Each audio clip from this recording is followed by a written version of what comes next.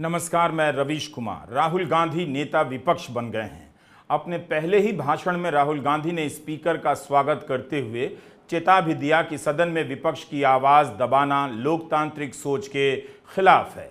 राहुल गांधी ने साफ कर दिया कि सदन को चलाने के नाम पर, कुशलता पूर्वक चलाने के नाम पर लोकतंत्र का गला नहीं घोटा जा सकता है।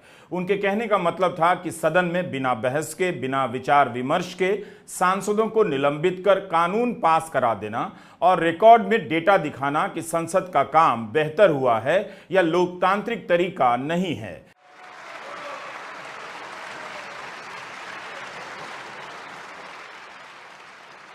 नियम है कि जब कोई स्पीकर चुना जाता है तब सदन का नेता और नेता विपक्ष उन्हें उनके आसन तक छोड़ने जाते हैं। आज प्रधानमंत्री नरेंद्र मोदी और नेता विपक्ष राहुल गांधी ने स्पीकर को आसन तक छोड़ा और उसके बाद प्रधानमंत्री मोदी और राहुल गांधी ने हाथ भी मिलाया।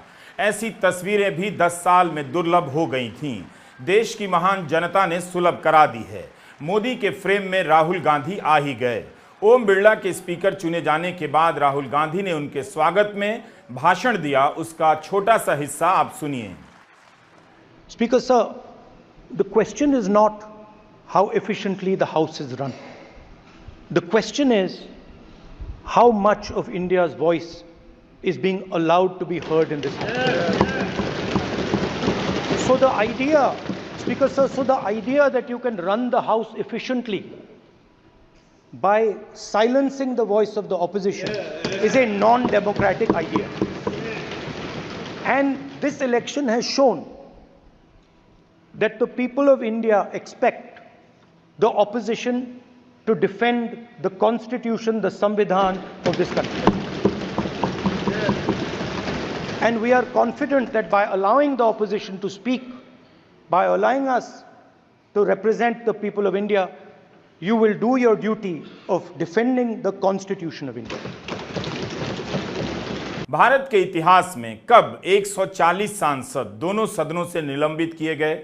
इतनी बड़ी संख्या में निलंबन के बीच भारतीय साक्ष्य संहिता, भारतीय न्याय संहिता का कानून पास कर दिया गया। नेता विपक्ष ने पहले ही दिन स्पीकर और सदन को लोकतंत्र का पाठ पढ़ा दिया। एक दिन पहले राहुल गांधी डिप्टी स्पीकर के मसले पर लोकसभा से बाहर आ रहे थे, तब नीली पैंट और सफेद टी-शर्ट में थे। आज उन्होंने कुर्ता पजामा धारण कर लिया। पूरे चुनाव में राहुल ने कुर्ता पाजामा नहीं पहना। लगता है राहुल भी नेता की तरह, खासकर नेता विपक्ष की तरह दिखने की तैयारी से आए थे। राहुल गांधी का नेता विपक्ष बनना एक बहुत बड़ी राजनीतिक घटना है, लोकतंत्र के लिए भी, संसदीय प्रणाली के लिए भी और विपक्ष के बीच उनके लिए बनती हुई सहमति के हिसाब से भी। उनका नेता विपक्ष चुना जाना बता रहा है कि अब विपक्ष के तमाम दलों को राहुल गांधी से कोई आपत्ति नहीं रही। यह राहुल गांधी के राजनीतिक जीवन के लिए बहुत बड़ी घटना है। 10 साल में पहली बार कोई नेता विपक्ष बन रहा है। You, Speaker sir, are the final arbiter of that voice. Of course, the government has political power, but the opposition also represents the voice of India's people. And this time, the opposition represents significantly more voice of the Indian people than it did last time.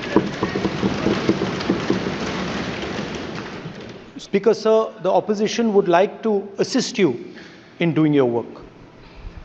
We would like the House to function often and well. Speaker sir, it is very important that cooperation happens on the basis of trust. It is very important that the voice of the opposition is allowed to be represented in this House. I am confident that you will allow us to represent our voice, allow us to speak, allow us to represent the voice of the people of India. 2014 के बाद यह पहली बार होगा जब लोकसभा में नेता विपक्ष होगा। क्या आपको पता है कि भारत के संसदीय इतिहास में पहले नेता विपक्ष कौन हुए? राम सुभाग सिंह बक्सर से सांसद थे। नवंबर 1969 में जब कांग्रेस पार्टी का विभाजन हुआ, तब कांग्रेस पार्टी अपोजिशन के 60 सदस्यों को विपक्षी दल की मान्यता मिली और राम सुभाग सिंह नेता विपक्ष बने। लेकिन 1977 में जब कांग्रेस हार गई मगर दूसरी बड़ी पार्टी बनी, तब कांग्रेस की तरफ से सबसे पहले नेता विपक्ष बने यशवंत राव चव्हाण। उनके बाद सीएम स्टीफन नेता विपक्ष बने थे। पूरे चुनाव में प्रधानमंत्री नरेंद्र मोदी ने राहुल गांधी का नाम तक नहीं लिया। गोदी मीडिया के एक बहुत खराब चैनल से इंटरव्यू में उन्होंने कह दिया, कौन राहुल, जबकि उनके ही कार्यकाल में राहुल गांधी 10 साल से विपक्ष के एक सांसद रहे हैं। राजनीति में भले राहुल गांधी नरेंद्र मोदी से जूनियर हों, लेकिन लोकसभा में राहुल गांधी नरेंद्र मोदी से 10 साल सीनियर हैं। राहुल गांधी 2004 में पहली बार अमेठी से सांसद बन गए थे। प्रधानमंत्री मोदी 2014 में पहली बार सांसद बने। राहुल 20 साल से सांसद हैं, मोदी 10 साल से। तब भी प्रधानमंत्री मोदी ने उस खराब चैनल से कहा, कौन राहुल, और एंकर हंस रहे थे।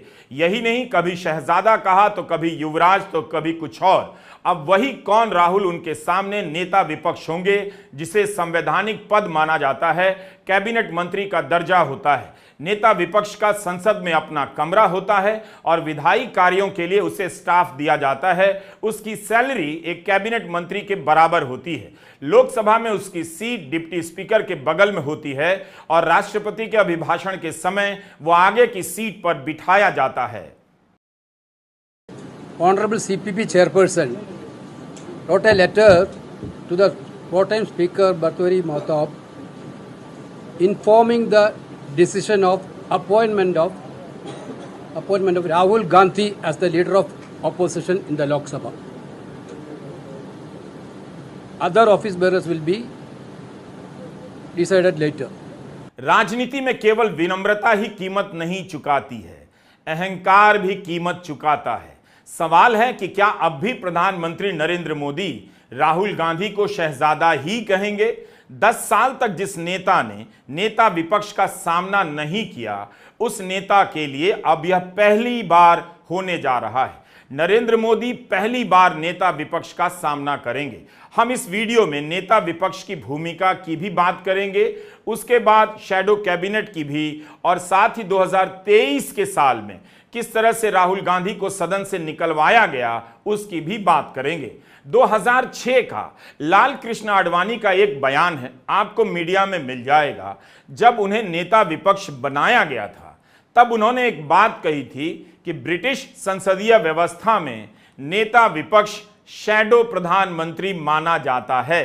छाया प्रधानमंत्री हिंदी में आप कह सकते हैं। उदाहरण के लिए हम आपको ब्रिटेन की लेबर पार्टी की वेबसाइट दिखाना चाहते हैं, जो वहां की विपक्षी पार्टी है। यहां पूरी की पूरी शैडो कैबिनेट आपको मिल जाएगी। लेबर पार्टी के नेता केर स्टारमर को शैडो प्रधानमंत्री लिखा गया है और शैडो कैबिनेट के बाकी मंत्रियों की तस्वीरें, उनका परिचय यहां लगाया गया है। यह समझना बहुत जरूरी है कि संसदीय व्यवस्था में यह मानकर ही चला जाता है कि जो नेता विपक्ष होता है वो किसी भी समय सरकार बनाने के लिए तैयार रहता है और तत्पर भी रहता है। सदन में जो नेता विपक्ष होता है उसे भी इस नजर से देखा जाता है कि वह सरकार पर केवल दबाव नहीं बनाएगा, बल्कि नियमों का इस तरह से इस्तेमाल कर उसे गिरा सकता है और अवसर आने पर अपनी सरकार बना सकता है। किसी भी संसदीय व्यवस्था में यह मानकर चला जाता है जो विपक्ष में है वह भी सत्ता का दावेदार है। मैं ये किताब पढ़ रहा था, 2009 का संस्करण है मेरे पास। तत्कालीन प्रधानमंत्री मनमोहन सिंह ने इसमें प्रस्तावना लिखी है। पीडीटी आचार्य इसके संपादक हैं। एमएन कौल और एसएल शक्धर की ये किताब है, जिसका पहला संस्करण 1968 में छपा था। इसमें संसदीय व्यवस्था के नियमों, प्रावधानों और परंपराओं के बारे में ठीक ठीक जानकारी दी गई है। इसके पेज नंबर 148 से लेकर 150 तक में नेता विपक्ष के बारे में लिखा गया है। कहा गया है कि नेता विपक्ष से उम्मीद की जाती है कि वह राष्ट्रीय महत्व के मुद्दे पर सोच समझकर बोलेगा, अपने शब्दों का चयन ठीक से करेगा। वह सदन में तो आलोचना कर सकता है और सदन के बाहर भी, लेकिन विदेशों में उसे अपने शब्दों को नियंत्रित रखना होगा। राहुल गांधी नेता विपक्ष के पद पर विपक्ष की आवाज तो होंगे ही, लेकिन इसी के साथ वे व्यवस्था का भी हिस्सा बन जाते हैं। तो नेता विपक्ष बनने के बाद राहुल गांधी की जिम्मेदारियां यहां से बदल जाएंगी। वे सदन के भीतर और बाहर सरकार के घोर आलोचक होंगे, लेकिन विदेशों में शायद वे खुलकर वो बातें न कह पाएं जो देश के भीतर कह सकते हैं। वैसे राहुल गांधी ने विदेशों में हमेशा यह बात कही है कि भारत के लोकतंत्र का जो भी संकट है उसकी लड़ाई भारत में लड़ी जाएगी, भारत के लोग लड़ेंगे। यह भारत की समस्या है, ना कि किसी दूसरे देश की। नेता विपक्ष का काम अब से यह भी हो जाएगा कि वह जनता के बीच रहे, जनता की पीड़ा को समझे और उसकी बात सदन और सरकार के सामने मुखरता से रखे। नेता विपक्ष के पद के लिए राहुल गांधी की घोषणा से पहले ही 25 जून की शाम उनका एक वीडियो भी आया। उसमें राहुल गांधी वही सब करते देखे जा सकते हैं जो उनसे नेता विपक्ष के रूप में उम्मीद की जाएगी। लक्षद्वीप के कांग्रेस के प्रतिनिधियों से वे बैठक कर रहे हैं, अधिकारी और जमीन के अतिक्रमण पर बात कर रहे हैं। उसके पहले उन्होंने राजकोट में गेमिंग सेंटर में आग की घटना के पीड़ितों से भी बात की थी। आज कांग्रेस ने राजकोट बंद का आयोजन किया था। And another reason. And who is grabbing this land? For the corporates, sir. For the corporates. For the corporates. Who? Gujarat-based mafia. Gujarat-based. So all Gujarati corporates. Yeah. Are they taking it on lease or what? Are they just taking it outright? No. Freehold. Without any compensation. They are grabbing the land from the residents. In the name of the tourism and the 5 more major islands, it is done in the name of tourism. We are not opposing the tourism development. नेता विपक्ष के रूप में राहुल गांधी से उम्मीद की जाती है कि वे बहुसंख्यक और अल्पसंख्यक के अधिकारों पर तेज नजर रखेंगे, उनकी आवाज उठाएंगे। इस समय राहुल गांधी की एक बात को लेकर सही आलोचना हो रही है कि वे बाकी चीजों पर तो बोल रहे हैं, लेकिन मॉब लिंचिंग पर नहीं बोल रहे। मुसलमानों के खिलाफ हिंसा हो रही है, उस पर राहुल गांधी नहीं बोल रहे हैं। नेता विपक्ष के पद पर पहुंचकर राहुल पर अब सबकी इसी तरह की नजर होगी, जनता से लेकर पत्रकारों और पत्रकारों से लेकर बुद्धिजीवियों तक की, कि नेता विपक्ष किस बात पर चुप रह गए और किस बात पर बोल रहे हैं। संसदीय व्यवस्था इस बात पर टिकी होती है कि सत्ता और विपक्ष एक दूसरे को कितना सहते हैं। एमएन कौल और एसएल शक्दर की किताब में एक वाक्य लिखा है कि अगर नेता विपक्ष प्रधानमंत्री को काम करने देगा तो प्रधानमंत्री भी उसे विरोध करने की छूट देंगे। यह भी लिखा है कि विदेश मामलों और रक्षा मामलों में प्रधानमंत्री से उम्मीद की जाती है कि प्रधानमंत्री नेता विपक्ष से सलाह मशवरा करेंगे। यह भी लिखा है कि प्रधानमंत्री और नेता विपक्ष जहां तक संभव हो सकेगा एक दूसरे की सुविधा के अनुसार मिलते रहेंगे। क्या नरेंद्र मोदी कभी ऐसा कर पाएंगे? यह इम्तिहान उनका भी है कि वे लोकतंत्र में नेता विपक्ष के साथ किस तरह से बर्ताव करते हैं, संवाद करते हैं। इस चुनाव के बाद प्रधानमंत्री मोदी की स्थिति अजीब सी हो गई है। ऐसा लग रहा है कि एमए में पहुंच गए हैं, मगर उन्हें फिर से मैट्रिक का पाठ पढ़ना पड़ रहा है। अगर मोदी को बदलना होगा तो राहुल को भी बदलना होगा। वे राष्ट्रीय संकटों या बाहरी हमलों के वक्त सरकार की आलोचना तो कर सकते हैं, मगर उन्हें सरकार के साथ भी नजर आना होगा। नेता विपक्ष अहम मुद्दों पर लोकसभा में बहस की मांग कर सकता है। स्पीकर को उसकी मांग पर ध्यान देना ही होगा। नेता विपक्ष का दायित्व भले प्रधानमंत्री की तरह मुश्किल नहीं होता है, लेकिन उसकी भूमिका भी कम महत्वपूर्ण नहीं होती। अब राहुल गांधी को हर कदम पर जज किया जाएगा कि वे आज क्या करते हैं और कल क्या होना चाहते हैं। इस पद पर राहुल गांधी 10 साल तक लड़ते हुए पहुंचे हैं। आपको याद होगा, प्रधानमंत्री नरेंद्र मोदी ने झारखंड की एक रैली में कह दिया कि इस बार विपक्षी दल की मान्यता नहीं मिलेगी और नेता विपक्ष नहीं होगा।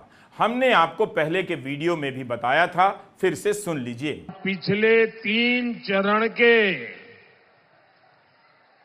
मतदानों के रुझान के बाद मुझे बराबर समझ आया कि उन्होंने ऐसा क्यों कहा है, क्योंकि उनके मन में पक्का हो गया है कि कांग्रेस और उसके साथी सब मिलाकर के भी मान्य विपक्ष को जितनी सीटें चाहिए, ऑपोजिशन को जितनी सीटें चाहिए, जो 10% होती है, यानी करीब करीब 50 के ऊपर थोड़ी, लेकिन उनको लग रहा है इतनी भी नहीं आएगी।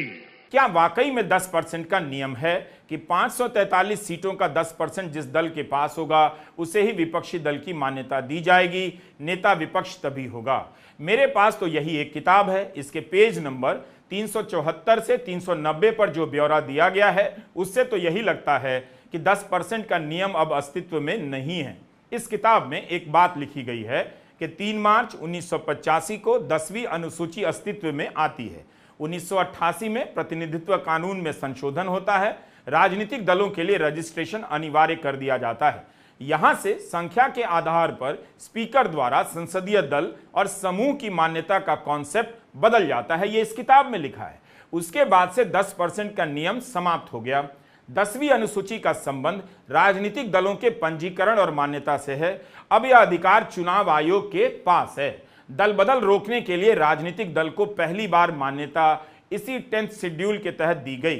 एमएन कॉल और एसएल शक्दर की किताब के पेज नंबर 386 पर लिखा है, यह अंग्रेजी की तस्वीर है मगर मैं इसका अनुवाद हिंदी में पढ़ रहा हूं।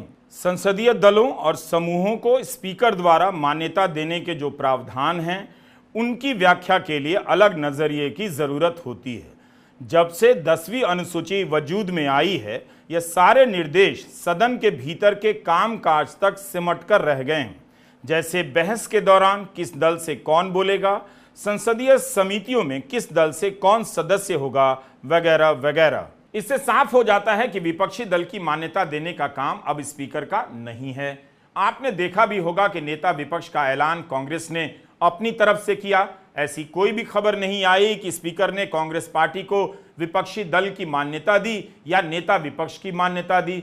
तब फिर प्रधानमंत्री मोदी किस 10% के नियम की बात कर रहे हैं? 1977 में जनता पार्टी की सरकार ने पहली बार salary and allowances of leaders of opposition act pass किया। इसी एक्ट में पहली बार नेता प्रतिपक्ष को परिभाषित किया गया, उसे संवैधानिक मान्यता दी गई, कैबिनेट मंत्री का दर्जा दिया गया। उसी के हिसाब से नेता प्रतिपक्ष की सैलरी भी तय कर दी गई। 1977 के अधिनियम में कहीं नहीं लिखा है कि 55 सीटें होंगी तभी नेता प्रतिपक्ष का पद दिया जाएगा। प्रधानमंत्री मोदी ने जनता सरकार के बनाए नियम को भी पलट दिया या उसकी परवाह नहीं की। इस संदर्भ में एक और उदाहरण देता हूं।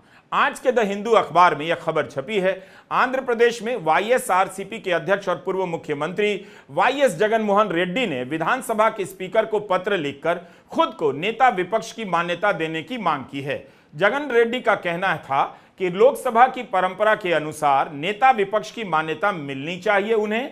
उन्होंने कहा कि चर्चा चल रही है कि सदन की सीटों का 10% नहीं होने के कारण वाईएसआरसीपी को नेता विपक्ष का पद नहीं मिलेगा, लेकिन आंध्र प्रदेश विधानसभा के नियमों में ऐसा कुछ भी नहीं है कि 10% होना अनिवार्य है, ना ही ऐसी कोई परंपरा है। 1984 में लोकसभा में टीडीपी को नेता विपक्ष का पद मिला, जबकि उसे तब 10% सीट नहीं मिली थी। जगन रेड्डी ने लोकसभा में स्पीकर के चुनाव में एनडीए का साथ दिया है। एक बार उन्हें प्रधानमंत्री मोदी और स्पीकर ओम बिरला से भी पूछना चाहिए कि 10 साल तक नेता विपक्ष का पद किस नियम के तहत खाली रखा गया। यह भी पूछना चाहिए कि पूरे 5 साल तक डिप्टी स्पीकर क्यों नहीं रहा।